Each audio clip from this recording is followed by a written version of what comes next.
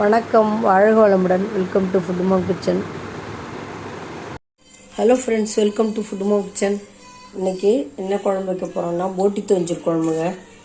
போட்டி தொஞ்சல் வயிற்றுக்கு ரொம்ப நல்லதுன்னு சொல்லுவாங்க. வயிறு புண்ணெல்லாம் ஆற்றும், ரொம்ப நல்லதுன்னு சொல்லுவாங்க, ஹீட்டை குறைக்கும். போட்டி தொஞ்சல் நல்லா வாஷ் பண்ணி வச்சுருக்கேன். லெமன், தயிர், உப்பு.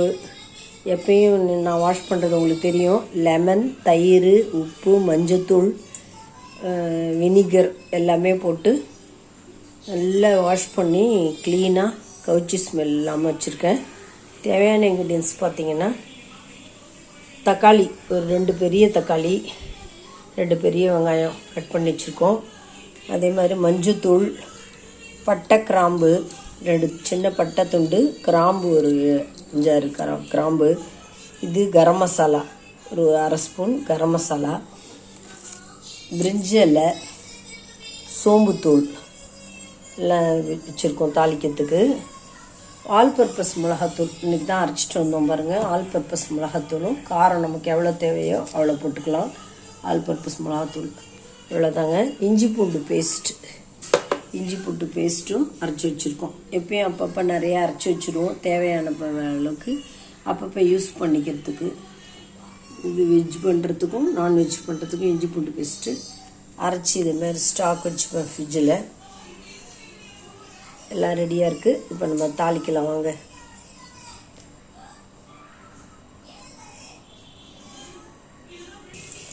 நம்ம சோம்பு போட்டாச்சு, பிரிஞ்சி இலை போட்டாச்சு, கிராம்பு போட்டாச்சு, பட்டை போட்டாச்சு. இதெல்லாம் கொஞ்சம் பொரியட்டும்.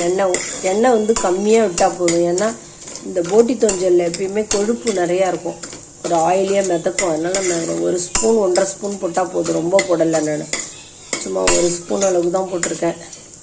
இது நல்லா பொரியட்டும். கொஞ்சம் நல்லா இந்த ஃப்ளேவர் நல்லா பொரியட்டும்.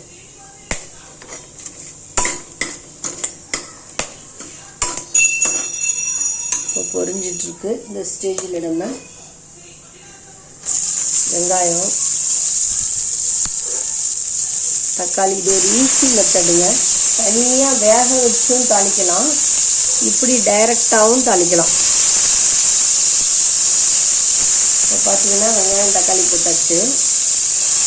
2 வெங்காயம் 2 தக்காளி போட்டுட்டேன். இதில் நம்ம இஞ்சி பூண்டு பேஸ்ட்டும் போட்டுடலாம்.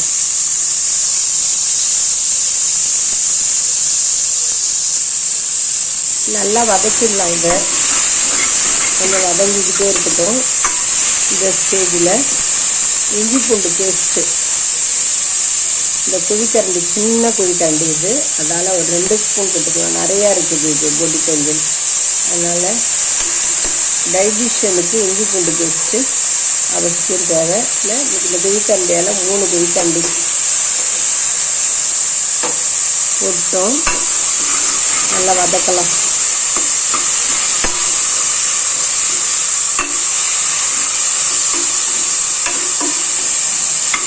இன்னும் ஒரு குழிக்கரண்டி கூட போட்டுக்கலாம். ஏன்னா குவான்டிட்டி நிறையா இருக்குது, நான் இன்னொரு குழிக்கரண்டி கூட போட்டுக்கிட்டேன். இதிலே பார்த்தீங்கன்னா கரம் மசாலா, மஞ்சள்தூள் போட்டாச்சு. எல்லாம் போட்டோம். நம்ம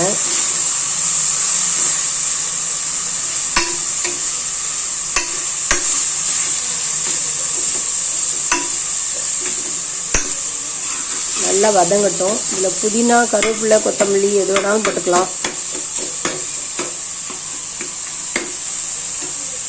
இதில் பார்த்தீங்கன்னா நம்ம மிளகாத்தூள், ஆல் பர்பஸ் மிளகாத்தூள் போட்டுக்கலாம். இந்த குழிக்கரண்டியால் 4 குழிக்கரண்டி நான் ஆல் பர்பஸ் மிளகாத்தூள் போட்டிருக்கேன். இன்னும் கூட ஒரு கரண்டி போட்டுக்கிறேன். நான் இன்னும் ஒரு கரண்டி போட்டு 5 ஸ்பூன். இந்த குழிக்கரண்டி குட்டி கரண்டி தான் இது, இதால் 5 கரண்டி போட்டிருக்கேன். ஏன்னா குவான்டிட்டி நிறையா இருக்குது. இது கொஞ்சம் அப்படி பரப்பி விட்டுக்கலாம். இதுலேயே இந்த போட்டி தொஞ்சல்லாம் நம்ம ஆட் பண்ணிடலாம்.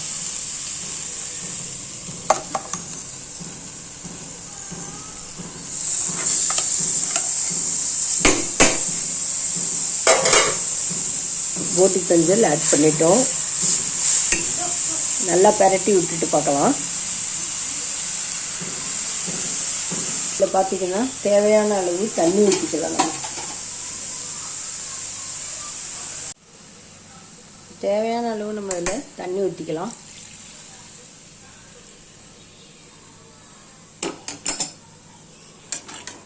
கிளற ஈஸியாக இருக்கும். தண்ணி இல்லாமல் ட்ரையாக இருக்கும்போது கிளறத்துக்கு கஷ்டமாக இருக்கும்.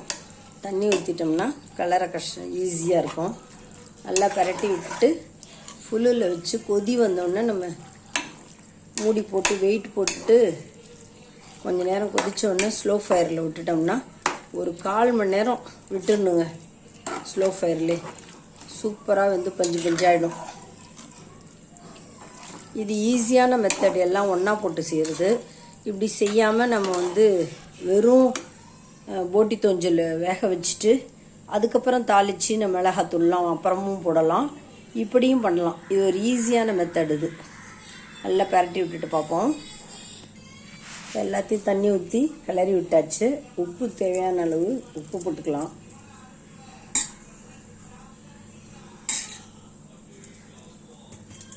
உப்பு போட்டோம். நல்லா கொதி வரட்டும். இதில் புதினா கொத்தமல்லி எது வேணாலும் நம்ம மேலே போட்டுக்கலாம். இதில் வந்து நம்ம புதினாவும் கொத்தமல்லியும் மேலே தூவிக்கலாம். அப்படி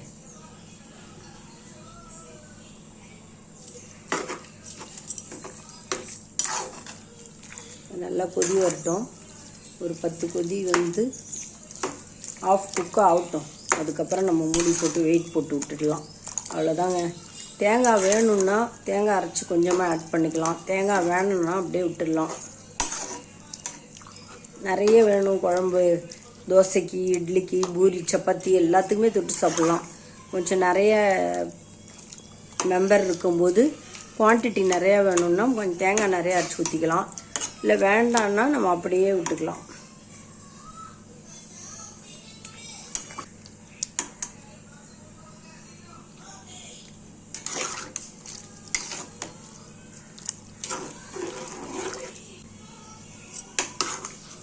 இதில் ஒரு அரை மூடி லெமன் புழிஞ்சிக்கலாம் கடைசியாக. அப்படி இல்லைன்னா ஒரு கரண்டி தயிர் விட்டுக்கலாம்.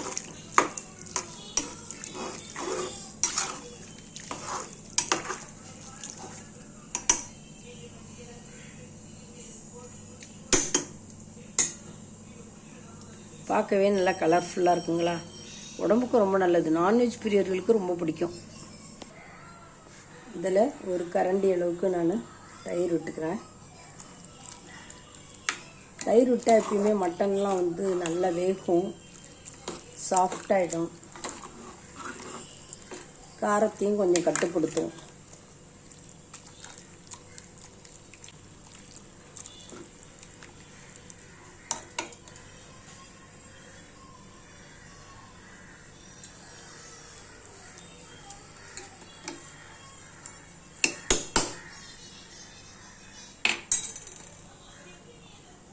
அவ்வளோதாங்க.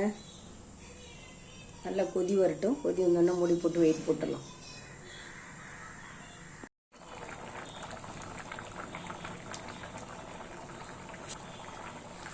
நல்லா கொதி வந்துடுச்சு. நம்ம அதை மூடி வெயிட் போட்டுடலாங்க. ஸ்லோ பண்ணிடலாம்.